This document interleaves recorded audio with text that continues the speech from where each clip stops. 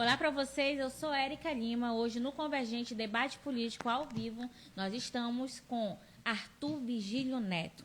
Ele que já tem uma trajetória, dispensa biografia e está como pré-candidato ao Senado do Estado do Amazonas. Então fica acompanhando, manda seu recadinho e dá tempo de você pegar a nossa entrevista e já colocar na sua lista de transmissão do WhatsApp, para você poder dar à disposição de outras pessoas também acompanharem. Porque quando a gente fala de política, a gente fala de convergente, o que atua no ponto incomum. Seja bem-vindo. Muito obrigado, Érica. Eu acompanho vocês e vejo um portal limpo, né, que permite que as ideias circulem de maneira limpa, porque há um lado assim que é meio escuro, é meio sombrio, né? E muito boa a ideia de você trabalhar por aqui, uma política que não exclui o homem, mas que luta para incluir a mulher no comando, nas disputas. As mulheres são 53% da população eleitoral e os homens 47%. Quer dizer, então a gente percebe que as mulheres estão subrepresentadas no Congresso, nas assembleias, nas câmaras municipais, nos governos, nas prefeituras, na presidência da República. A gente só teve uma mulher como presidente da República, que foi a presidente Dilma Rousseff, a gente não teve outra. E é preciso essas coisas irem... Não é nada forçado, na verdade, os partidos e as escolas e as organizações de mulheres investirem no preparo das mulheres para que elas que saiam daquela posição de apêndice do seu companheiro, ou apêndice de um líder, e virem elas próprias líderes, como nós temos tantas líderes, né? Temos tantas mulheres que são importantes e foram importantes para o Brasil. A gente vê nas artes, vê no cinema, eu pego assim o exemplo de uma Fernanda Montenegro, né? Fernanda Montenegro é a pessoa que, por si só, fiquei muito feliz quando ela foi aprovada, eleita para a Academia Brasileira de Letras. Eu também. Porque ela toca, né? Ela veio aqui uma vez, ela tem uma boa relação comigo, ela foi na minha posse quando ministro-chefe da Secretaria-Geral da Presidência no governo do presidente Fernando Henrique.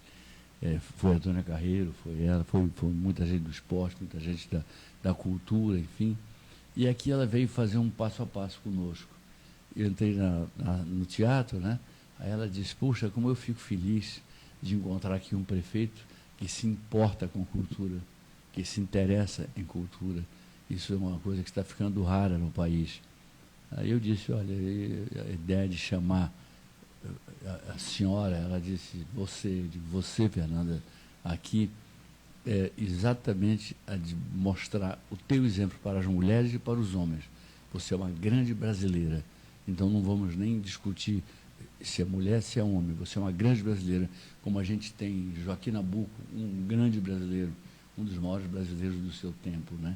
A gente tem pessoas boas, tem o presidente Fernando Henrique prestou serviços incríveis ao país, o presidente Getúlio Vargas, o presidente Campos Salles, que foi o único da República Velha a organizar as finanças do Brasil, e ao mesmo tempo temos mulheres, assim, que são heroínas, né? Temos mulheres que são pioneiras e que estão conquistando seus lugares nos negócios, estão conquistando seus lugares na vida pública, estão conquistando seus lugares onde quer que haja a figura da competição, e a sociedade é uma sociedade competitiva, em que a gente tem que estar, portanto, pronto e preparado, ou pronta e preparada para estar na competição e levar a melhor, né? Isso aí. Agora a gente vai falar sobre a eleição. Mas, assim, é válido frisar que o senhor recentemente foi prefeito de Manaus, né?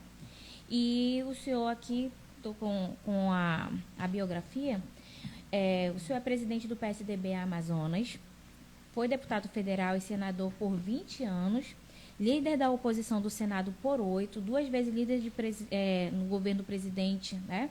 Fernando Henrique Cardoso, como você colocou, como ministro-chefe da Subsecretaria-Geral, da Secretaria-Geral, também do governo FHC. 3 vezes prefeito de Manaus, a capital da Amazônia, e agora pré-candidato ao Senado. E aí eu lembro que, conversando com a população, e muita gente ouve falar, principalmente em termos de pesquisa também, que o senhor sempre foi muito bem quisto, mais ainda em Brasília, né? Então as pessoas sempre têm aquela assim, falando assim, o Arthur, ele é muito bom em Brasília também. Porque sempre teve um papel muito bem atuante na questão da Zona Franca de Manaus, que já sofreu várias vezes, né, perseguições, situações como a gente está vivendo agora. Então, eu queria que o senhor falasse para mim, que já vai completar 44 anos de vida pública, o que foi que lhe levou, né, a decidir a vir para um pleito de 2022 como pré-candidato ao Senado? Porque me pareceu assim, uma coisa muito natural e porque eu estou insatisfeito com os rumos que estão levando para a Zona Franca. Estou insatisfeito com o baixo nível de atenção que sucessivos governos dedicam à Amazônia e dedicam ao Amazonas. É uma vesguice total, porque é a região mais estratégica do país e é uma região muito estratégica para o mundo, haja vista a contribuição positiva ou negativa. Sim. E se for negativa, dá em intervenção militar aqui, se for positiva, vai dar em aplausos para nós e em muita riqueza para o nosso povo. É a questão da exploração sustentável da floresta. Se continua derrubando, chega uma hora que o mundo não tolera isso. Aí alguém vem e se apossa da Amazônia. E se nós, por outro lado, cumprimos aquilo que acertamos que iríamos cumprir na cúpula do clima de Paris, em relação à redução de desmatamentos ilegais, em relação à proteção das nossas águas, dos nossos rios, que vão render verdadeiras fortunas quando cada vez mais faltar água no mundo, e as crises hídricas serão sucessivas no mundo inteiro, e a nossa floresta, ela é irmã siamesa dos rios. Se ferir uma, seca os outros. Se ferir os outros, derruba ou anula a grande floresta, enfim. Então eu creio que a gente tem que ter uma noção muito clara da importância potencial que nós temos. Eu tive um pai, poxa, que meu pai foi deputado federal, senador, foi caçado pelo regime autoritário. Isso nos dá muito orgulho, né? Porque não calou quando tantos se acovardaram, tantos aderiram, ele ficou na luta até o final. Meu pai, para resumir, ele foi quem trouxe a luz elétrica para Manaus, junto com o Mino Afonso. Sim. Outro grande brasileiro, outro grande amazonense e amazônida, né? Eles trouxeram, depois de muita luta parlamentar, de paralisar o Congresso, não deixar funcionar de jeito algum, não vota isso, não vota aquilo, e acabaram obtendo o que eles queriam. E meu pai foi o homem que trouxe para cá, aprovou a lei e arranjou os meios para que se implantasse aqui a Universidade Federal do Amazonas. Havia as faculdades ou a Universidade de Manaus, que era apenas direito, e eles nem chamavam de economia. E ficava perto da escadaria, né? Chamavam de escadaria, né? E chamavam direito e chamavam ciências econômicas, não chamavam nem economia.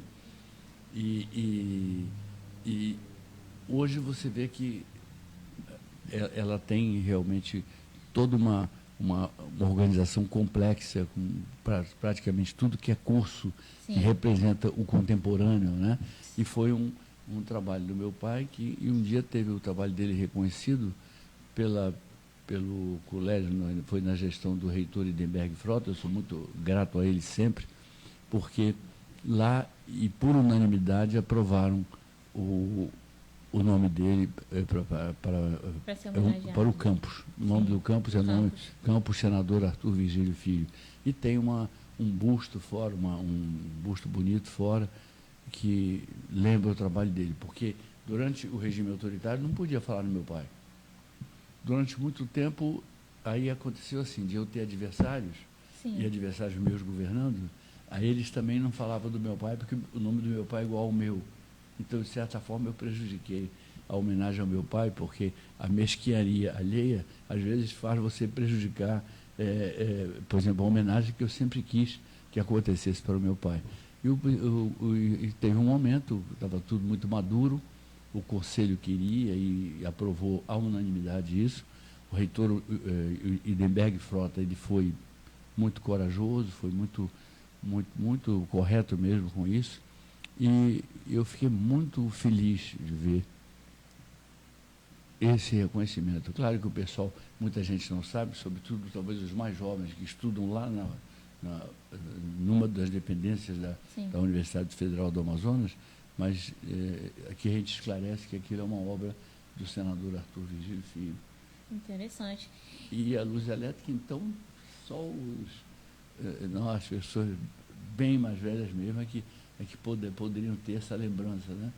Aproveitando a sua fala, que eu acho interessante, pela experiência que o senhor tem, né, já acompanhou muito da política do Estado do Amazonas, e a gente está em um outro cenário. A gente nunca imaginou passar por uma pandemia, né, como essa que a gente passou da Covid. Como que o senhor vê a questão da disputa política? Porque são adversários. Existe a diferença de o adversário de hoje para o adversário do passado? Olha, eu encontro adversários de dois tipos. Aquele que joga sujo, que joga baixo, que geralmente é uma pessoa insegura e que tende a perder Sempre existiu eleições. E geralmente esse baixo astral não cria uma imagem boa para essa figura se tornar vitoriosa, né? O vitorioso é aquele que pensa o bem, é aquele que pensa em fazer política com limpeza, que pensa em fazer política com transparência, com clareza, enfim. E eu tenho adversários que eram adversários muito duros meus no parlamento e eram meus grandes amigos, e são meus grandes amigos até hoje. Por exemplo, eu tenho amigos em todos os partidos, e tem alguns, aqueles que debatiam mais comigo, eu fui líder contra o governo do presidente Lula no Senado, por 8 anos. Então, o líder do governo era o senador Aloysio Mercadante, meu amigo, meu irmão querido. Mas, na hora H, o pau comia. Quer dizer, a gente discutia muito, enfim, e tudo mais, e às vezes ele se irritava um pouco, mas às vezes eu me irritava um pouco. E tem até um episódio engraçado, porque teve uma hora que ele discutiu tanto, a gente dizia tudo com respeito, mas dizia coisas duras, né?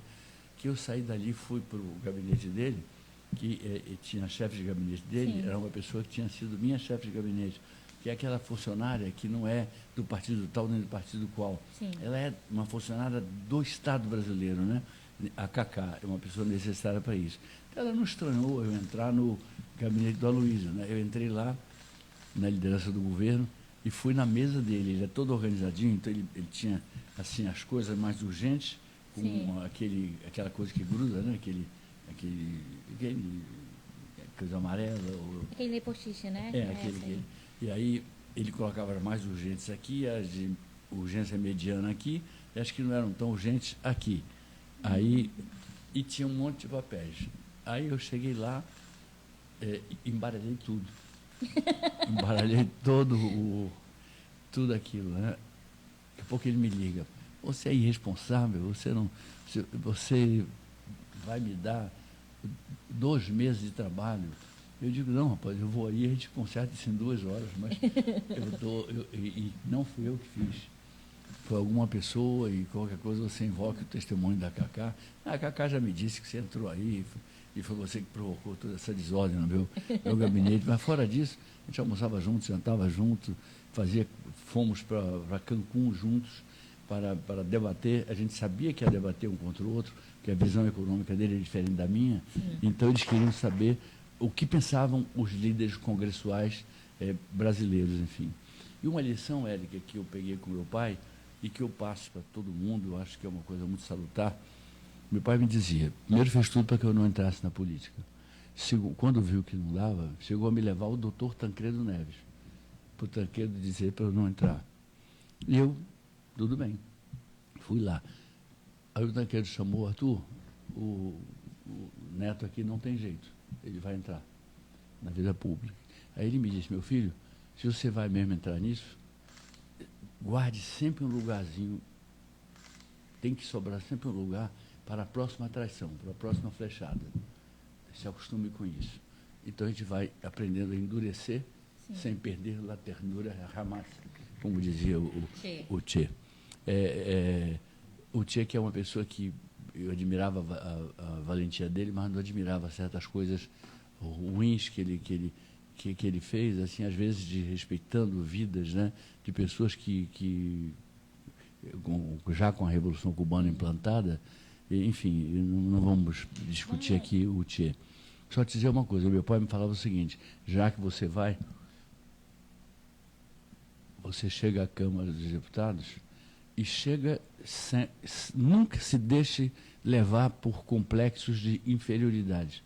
Não tenha complexos de superioridade, mas nunca aceite que tenha um deputado melhor do que você, ou superior a você, ou hierarquicamente na sua frente.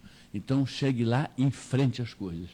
Porque as pessoas, de modo geral, nas nossas bandas aqui, até pela distância, costumam ser mais tímidas. Então, elas acabam não tendo muita proeminência porque são mais tímidas.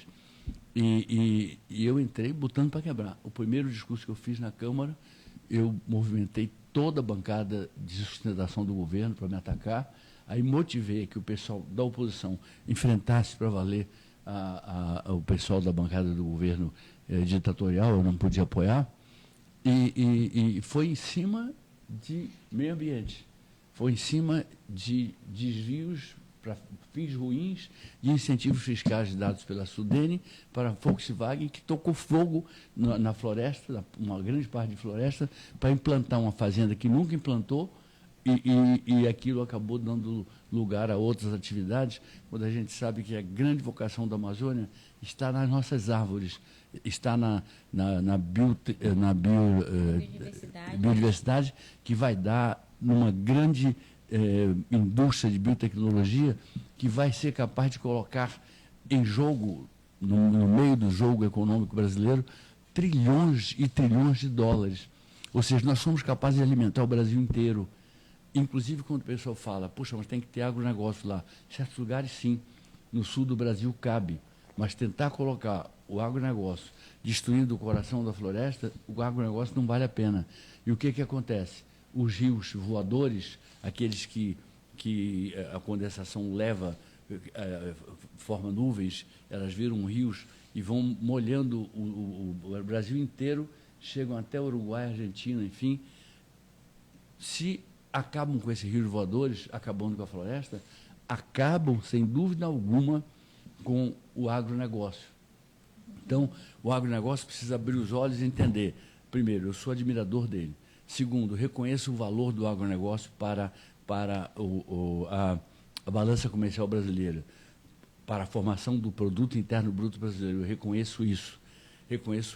Mas ele precisa reconhecer que se a Amazônia perde a sua floresta, acabou agronegócio aqui, porque acabou a água para eles sustentarem aqueles maravilhosos investimentos que fazem. Eu tenho orgulho do agronegócio, porque a França, por exemplo, vive teimando conosco, e ela defende seu direito, eu respeito isso, na Organização Mundial do Comércio. Porque ela sabe que ela tem que lutar e colocar dificuldades todas que ela possa no plano diplomático, porque ela não aguenta a concorrência com o nosso agronegócio. Os Estados Unidos, que têm um agronegócio, como a gente diz assim, do nosso top, do nosso tamanho, eles são concorrentes nossos, não nos dão colher de chá, são concorrentes nossos. Agora, a França, que também dá uma grande importância ao agronegócio, quando a gente trata de PIB, quando trata de balança comercial, ela é absolutamente, ela precisa brigar contra nós. Eu entendo isso, mas entendo que a gente tem que defender o agronegócio. Então, é para tirar uma mística, o fato de eu ser ambientalista, o fato de eu defender a floresta, não quer dizer que eu não admita agronegócio no Amazonas em locais onde ele não prejudica a floresta. O sul do Amazonas é mais propício para isso. Agora, imaginar que se pode trocar a floresta pelo agronegócio, acaba com os dois, acaba com a floresta e acaba com o agronegócio brasileiro. aproveito, antes, tem uma pergunta que eu acho interessante falar para o senhor, mas vamos mandar um abraço para quem está acompanhando a gente ao vivo? Vamos, um abraço e um beijo para todo mundo. Aqui, Elisângela Rodrigues, ela disse, precisa defender nossa Amazônia. Isso mesmo, Arthur. Um beijo para Jaqueline Solimões, ela é nossa seguidora, minha amiga. Toda vez que a gente está aqui em live, ela acompanha. É Jaqueline Solimões. Jaqueline Solimões. Olha, o nome dela já é um nome sugestivo, né? Olha aí, é verdade. Eu teria uma honra de me chamar Arthur Rio Negro, né? Olha aí, lindo isso, olha. Eu acho lindo mesmo o sobrenome dela, né? Muito sugestivo mesmo. A gente tem aqui a Rayana Moreira. Endurecer sem perder a ternura jamais. Ó, escreveu aqui o que o senhor tinha falado. Tenho muito orgulho do nosso diplomata, Jeane, falando com a gente. Então, a gente está aqui ao vivo, dá tempo de você mandar essa live, tá? Para os grupos do WhatsApp, só lista de transmissão. Eu fico muito grato. Quando o senhor falou sobre essa situação do agronegócio, me veio uma coisa na cabeça, porque grande parte da população tem se questionado sobre a questão desses ataques que a Zona Franca vem sofrendo, historicamente. E aí a gente também tem em pauta, que está sendo bem discutido, principalmente por vários pré-candidatos, a questão da exploração dos nossos recursos naturais, né? Como potássio, como vários outros tipos, eu não estou lembrando agora, nossas pedras que a gente tem aqui. Como é que o senhor vê isso? Tudo aquilo que estiver praticamente à flor da terra, eu creio que deve ser explorado. Aquilo que exigir desmatamento de grandes, grandes extensões, de grande escala, acaba sendo ruim, porque a floresta tem ali trilhões de dólares esperando que a gente retire e faça uma forte indústria, uma imbatível indústria de biotecnologia. Então, nós temos que apostar naquilo que dá mais dinheiro e mais o olho que o mundo tem na gente, porque se continua, o clima está mexido. Hoje a gente chega, eu sei quando é verão, sei quando começa o verão e sei quando acaba o verão e começa o inverno, ou seja, começa a época de chuvas aqui. Mas hoje chove e faz sol, independentemente de ser tempo no calendário. De minutos, né? O senhor está no clima e depois muda totalmente. Isso tem a ver com os desmatamentos aqui na África, tem a ver com o desrespeito, e isso precisa ser chamado, a China precisa ser chamada de atenção. A China reclama muito que é preciso a gente cuidar, e nós temos que cuidar mesmo. Não é porque eles não cuidam que eu não vou cuidar do meio ambiente, mas agora é que a China dá sinais de preocupação com a questão ambiental. A China é talvez o país mais poluidor. Eles argumentam que eles têm que sustentar 1 bilhão e 400 de tantos milhões de seres humanos. Eu respeito muito isso e entendo, sei que seria complicado, deve ser a coisa mais complicada do mundo governar a China.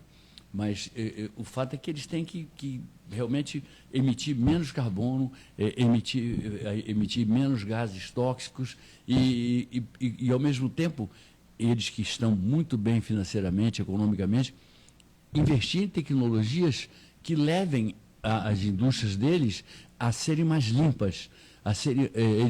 Eles têm que...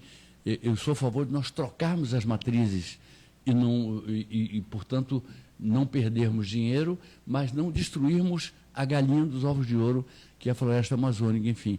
Então, serve o ecoturismo, o turismo. Manaus tem um centro, eu investi muito nisso quando estava no governo. Manaus tem um centro histórico belíssimo, mas nós temos uma indústria de turismo em potencial, turismo cultural, turismo arquitetônico, turismo. O senhor acredita que em quanto tempo a gente consiga se estruturar se a gente for fazer um investimento para o turismo? Assim, eu creio que primeiro é preciso vir do governo federal isso. Teria que ser uma deliberação sob a liderança de quem presida a República, fulano ou beltrano. É uma obrigação de um presidente.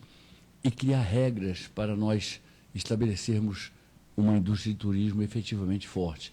Hoje, o turismo no Brasil ele vive mais da iniciativa e da coragem de algumas pessoas.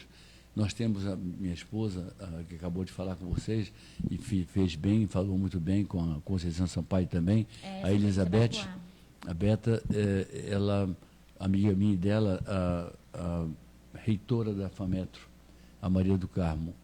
ela e o marido Wellington. Inclusive, o senhor está como coordenador do Centro Preparatório Jurídico, né? E está fazendo bastante debate, palestras, né, sobre educação política. É isso. E mais novos cursos, né? Agora, veja só, o que o casal fez?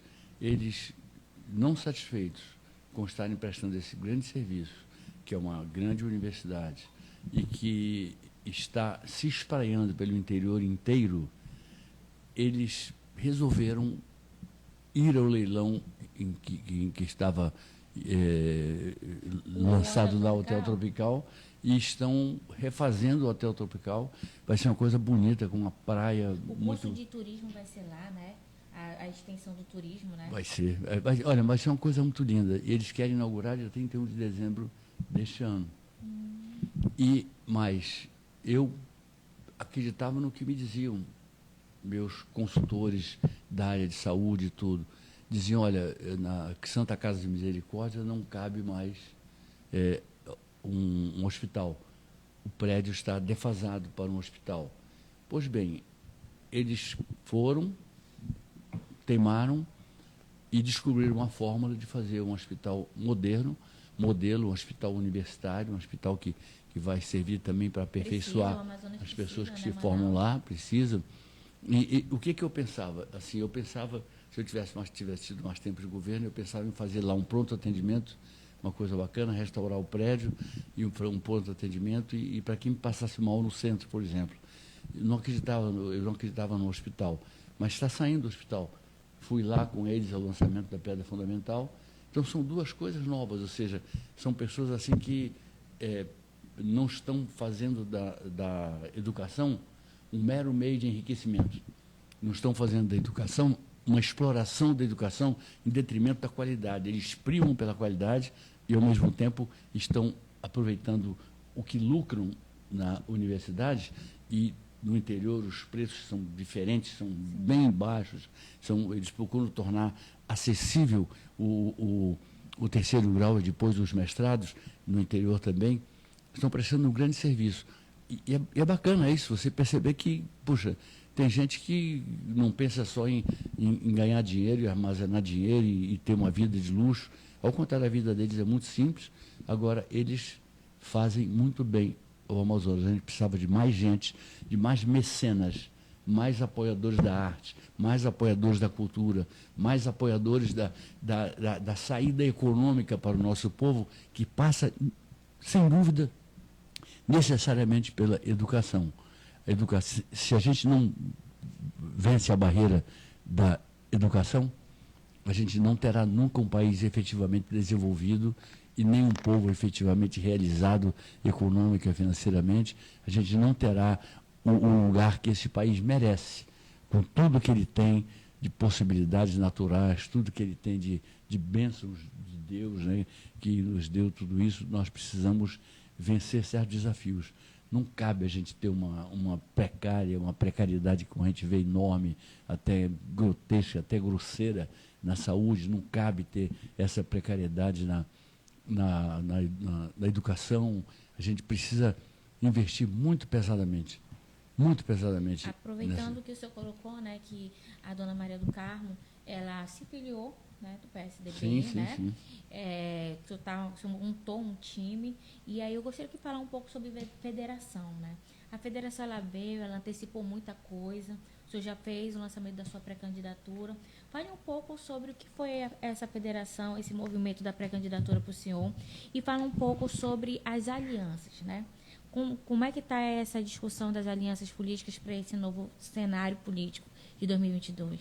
Pois é, assim, foi bom porque a federação, ela nasceu de um projeto nacional, tanto do PSDB quanto do Cidadania. Sim. E os dois partidos se juntaram e cada um vai continuar existindo dentro da federação, nas devidas proporções de cada um, mas, na verdade, o CNPJ dos dois dá lugar a um CNPJ só, que a partir de 31 de maio, né? Um CNPJ só, porque nós vamos estar juntos, no mesmo destino, por pelo menos 4 anos. Se der certo, como a gente imagina que vai dar certo, a gente vai para 8 anos, 12 anos, vai para fusão, vai para qualquer coisa assim, Sim. porque é uma coisa boa. Eu não trabalhei, por exemplo, aqui muito essa história de ter 500 partidos. Eu não acredito muito nessa coisa o Geraldo Alckmin, que agora tem ampla chance aí como vice do presidente Lula. O Geraldo Alckmin largou o partido, dizia que não largava o PSDB, que ele era fundador, que ele amava o PSDB e tudo, e largou. E o Geraldo Alckmin foi candidato em 2018 com tudo que é partido grande perto dele, com o maior tempo de televisão de todos. E mesmo assim, por falta de, enfim, apresentação de coisas convincentes e efetivamente boas para o povo, ele ficou em 4% dos votos, apesar de todo aquele tempo de televisão. E acabou ganhando o presidente Bolsonaro com 15 segundos de televisão e com muito trabalho nas redes sociais que o pessoal do Alckmin desdenhava, enfim. Então, eu vejo que, eu não vejo como tão necessário, eu vejo assim, que você tem que ter um tempo. Nós temos os partidos que estão com a gente, Democracia Cristã, temos aí, no total somos 4 partidos, né? A Federação, que tem 2, e mais uns 2 partidos, eu acho.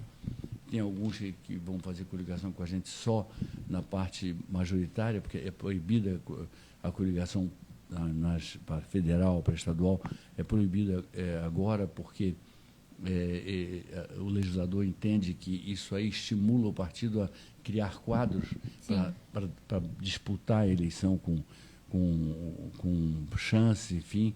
E tudo que eu torço é que a gente seja capaz, aí eu falo diretamente para o eleitor, olhar bem quem vota, porque já é uma coisa cansada, assim, o eleitor se decepcionar e dizer assim, oh, esse sujeito é isso, esse sujeito é aquilo, esse sujeito é aquilo outro.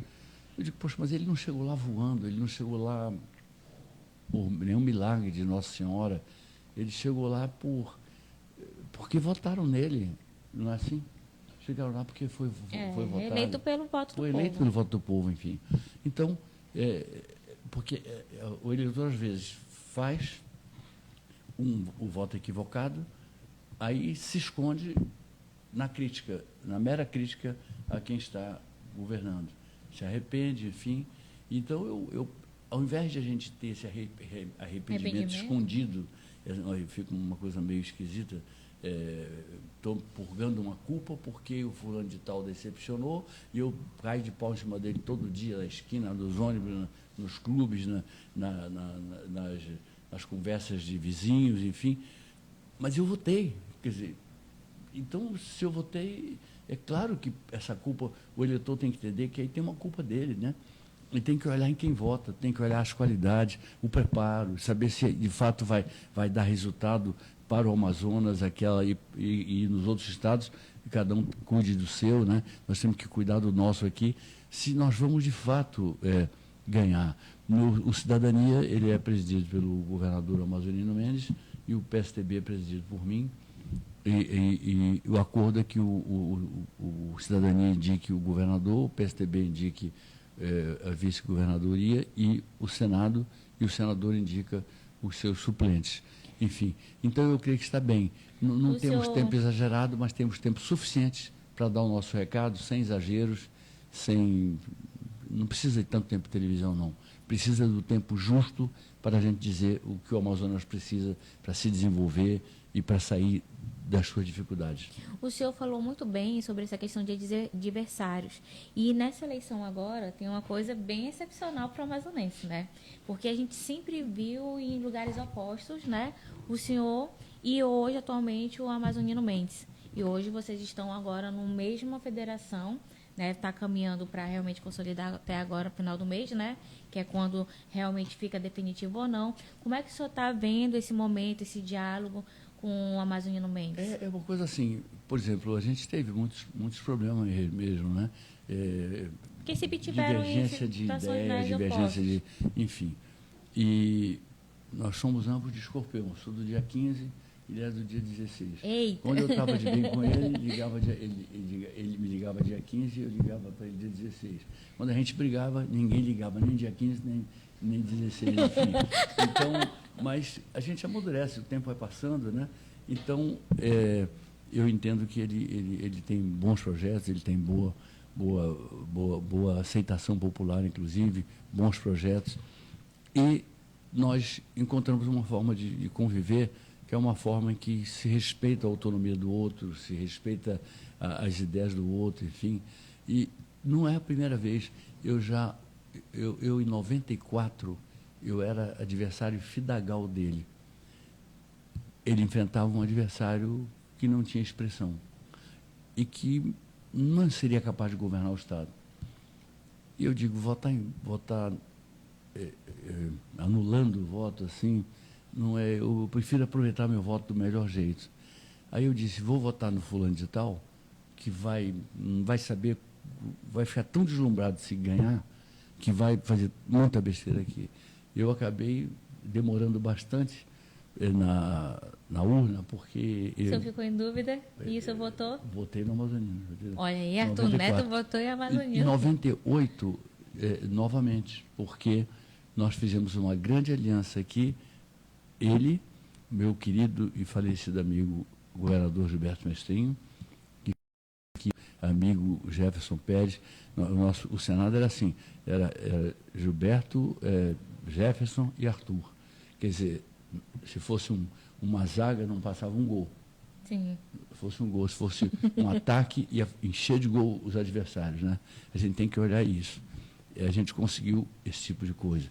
E antes de eu entrar, estava Gilberto, Jefferson já, e era o Bernardo Cabral. O Bernardo Cabral, que também era um homem de enorme gabarito, relator geral da Constituinte. Então, o Amazonas teve já representantes expressivos, fortes, respeitados nacionalmente, respeitados pelo país, falavam e a casa parava para ouvir, e não aquela coisa de você estar falando e alguém está no telefone e virando de costas para contar uma piada para o colega que está 4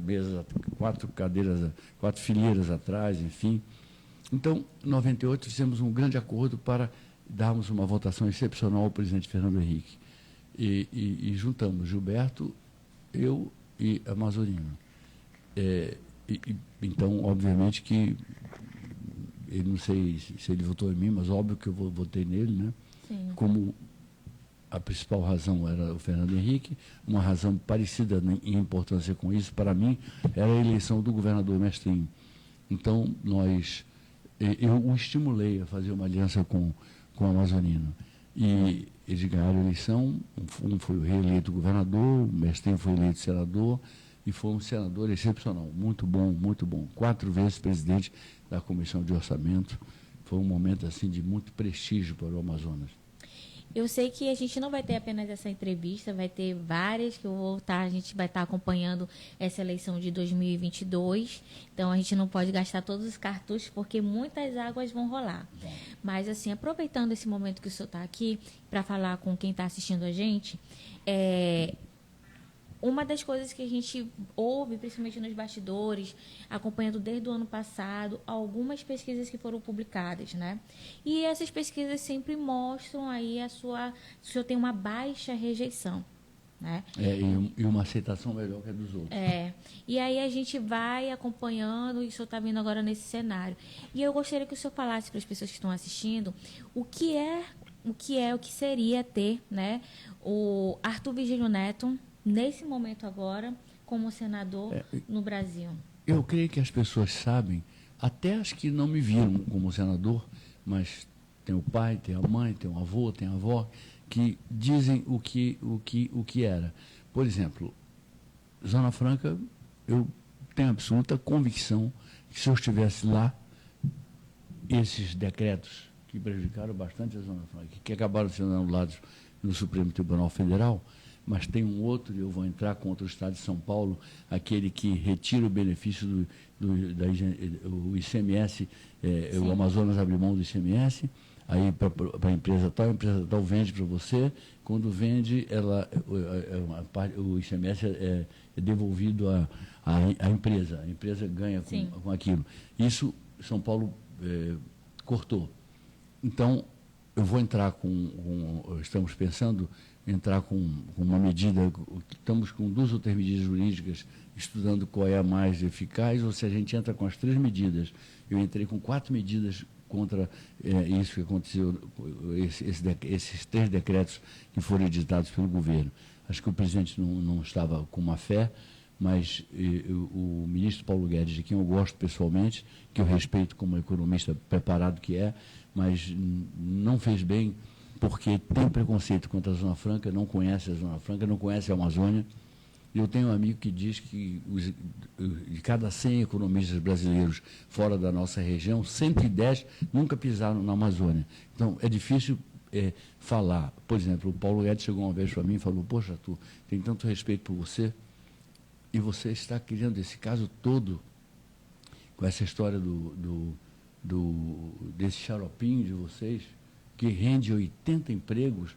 Eu disse: Paulo, rende 8.000 empregos. E representa a vida das pessoas, né? Imagine, Maués, por exemplo. Isso aí, eu vejo assim, não tem mais razão para as empresas, uma empresa como a Coca-Cola, permanecer aqui. Não tem razão. Ela estava aqui porque ela tinha as vantagens comparativas em relação a outras regiões. Imagine a gente perder Coca-Cola, perder Ambev, perder não sei o quê. É uma coisa muito terrível. Eu falei: Paulo, nós não estamos brigando por xaropinho. Nós estamos brigando por 8.000 empregos diretos, fora os que são gerados indiretamente. E, muito interessante, Paulo, no interior do Amazonas, Maués, por exemplo, é um município extremamente privilegiado quando se trata da questão do Guaraná. Então, né? É uma perda enorme. Eu disse: Paulo, tem municípios onde a atividade econômica é tão fraca que, se você for lá numa terça-feira, parece domingo, quarta parece domingo, quinta parece domingo, sexta parece domingo, segunda parece domingo, sexta muda, sexta tem uma certa carinha, uma pequena carinha de sábado. O sábado é sábado mesmo, e as pessoas se sustentam basicamente do Bolsa Família e daquele BPC, Benefício de prestação continuada, o que restaurou, por um lado, o prestígio dos idosos nas famílias. Porque eu me passa um dinheirinho para eu sair com a minha namorada. Tem idosos que sustentam uma família, né, com isso. Benefício. Porque antigamente estavam jogados, porque nós não temos a tradição japonesa de respeito aos idosos.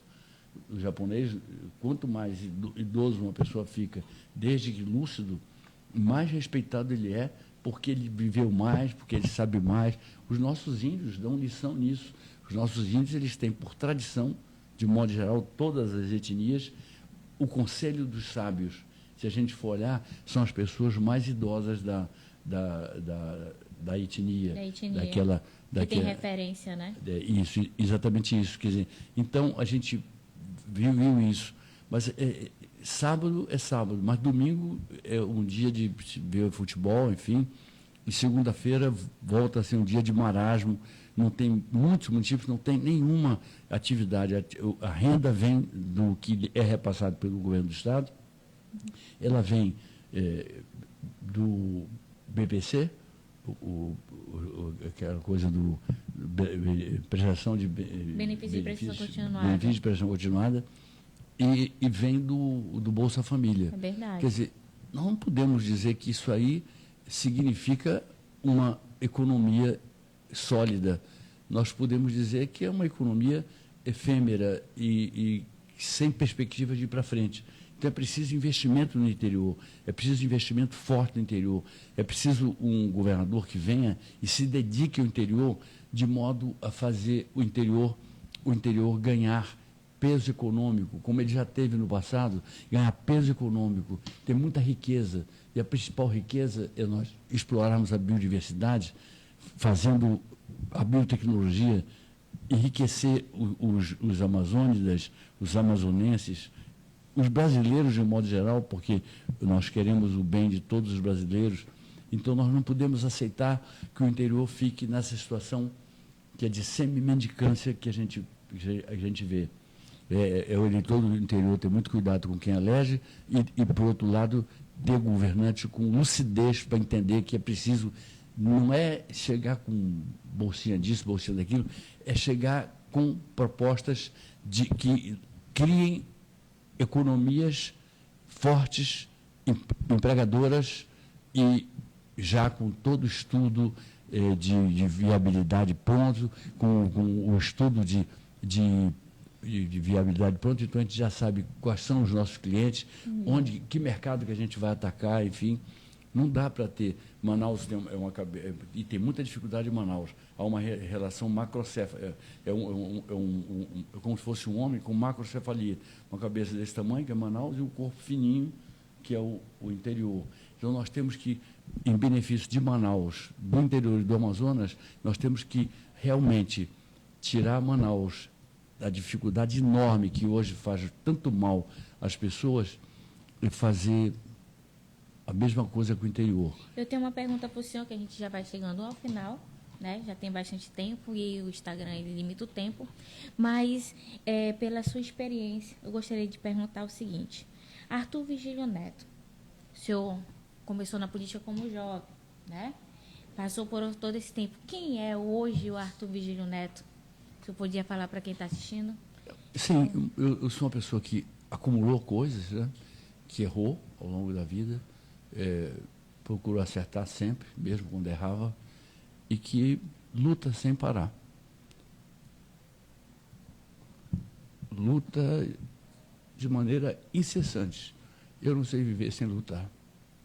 Um irmão meu, ele me fez um elogio uma vez, que me comoveu muito. Ele estava falando, enfim, e disse assim, você é uma pessoa que tem uma bravura permanente, uma capacidade de lutar que não para nunca. E é assim que eu sinto. Eu sinto que, em matéria de vitalidade, eu estou aí, eu disse que eu brinco com o meu pessoal, de que eu paro de fazer vida pública no dia que alguém andar mais rápido do que eu nas nossas caminhadas. É claro que o povo me para muito, mas quando é para andar, a gente anda para valer, enfim. Então, uma vez o Estado de São Paulo me fez uma pergunta. O que eu era? Aí eu disse, um lutador.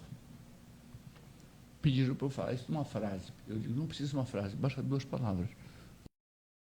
Vai ser mostrado para o Brasil de novo, com muita clareza, uma clareza meridiana mesmo. E como estamos encerrando, qual é o seu poeta preferido? Ai, Carlos Drummond de Andrade, tem também Sim. os nossos amazonenses, né? Não estou lembrando agora. O Bacelar era ótimo, né? Também. Agora, eu confesso, o português. Tem o Thiago de Mello, que é nosso... O Thiago de Mello, fantástico também, querido amigo. Me diga aí, me socorro. O Fernando Pessoa também, maravilhoso. Pessoa, quando a gente fala de poetas, são tantos, né? Eu falando aqui da nossa terra, e do orgulho que eu tenho dela, o Fernando Pessoa, falando da terra dele, e a gente sabe que não há... Tem o rio em Portugal, né, o rio Tejo, é uma beleza de lugar, é uma beleza... E nas cidades menores tem também rios que para nós são córregos, né? Portugal, eu servi lá como diplomata, fui conselheiro político da Embaixada do Brasil em Lisboa e me conheço muito bem Portugal. Ele tem um poema que ele fala assim, o rio mais bonito do mundo é o rio que banha a minha cidade. E ele é o rio mais bonito do mundo, precisamente porque é o rio que banha a minha cidade. Aí, se eu pudesse adaptar isso, mexer no que foi escrito por um gênio, eu diria assim, o rio mais bonito do mundo é o rio que banha a minha cidade, o Rio Negro. E ele é o rio mais bonito do mundo, não porque banha a minha cidade apenas, porque ele é, de fato, o rio mais bonito do mundo. Olha, então a gente vai encerrando aqui. Eu mando um beijo para todos os nossos Beijo também. seguidores. Obrigado. Né? E a gente fica acompanhando. Convido vocês para estar acessando o nosso Convergente. Essa entrevista vai sair numa matéria. A gente também vai ter ela no YouTube, no Twitter. A gente também tem TikTok. Então, vem para o Convergente, que aqui a gente... Nós vamos fazer um TikTok aí, né? Vamos. Você quer ver o TikTok do Arthur? Então, vem com a gente.